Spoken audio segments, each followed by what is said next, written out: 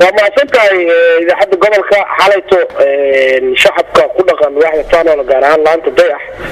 عقبتين قف كل بسن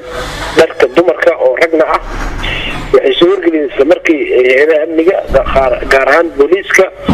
وحلو عن سكوت الشغل الرنداء وحنا قعنت كواي هبرتان السلبية يقول أمني قعنت كواي وحنا قدرة باريس sababihii oo ku kaliftay inuu isticmaalo markaas inuu qaato jalaabib iyo dhashareer dhalinyaro ah oo rag ah waxa ku kalifay baaris ku hayaan ciidanka booliska ay marka ninkan wax lagu qabtay wada ilaa asal lagu weenaya mise hawlgal ay ciidamada sameeyeen ayuu lagu soo qabtay xaafad wax socday xaafad leena beex oo ka tirsan waxda faanoole oo dhex socday dadka shacabka marka hore dareemay kadibna ayaga boolisku yeertay sidaas darteed ayaa lagu soo qabtay waxaana looga shakisan yahay inuu u isticmaalayo markaasi inuu ku dhuunto ama uu ku geysto dhib bulshada u geysto waxaana ku socoto baaritaan ay marka wax hubo oo watay ninkan soo xirtay dharka dumarka oo aad ku qabateen ma jirtay gudoomiye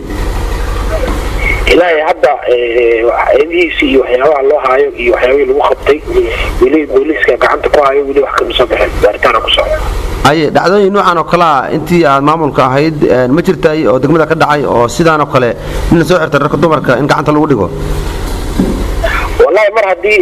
baaritaano ay ka socdaan iskuusidii oo booliska shaqeynayo oo mootooyinka dadka laga baarayo sida badan dadka badbaado ama aan la baarin ay yihiin dumarka waxa suuragal ah in cadawga uu sameeyo inuu iska dhigo dumar si uu kala gudbiyo waxyaabaha lidka ku ah bulshada sidaas darteeda suuragal ah inay isticmaalaan laakiin baaritaanaha socdo sababkaas loo isticmaali karo wixii warbixina oo dagaal marka hawsha dhamaata lagu ogaan doonaa ay gudoomiye adoo maasan su'aasha gudoomiye ku weydiinayo maadaama tiri wali baaritaan hordhaca socda aan jeclayn inaan ka hor dhacno ninkan marka dadka deegaanka miyaa mise waa qof ku cusub xaafadaas lagu qabtay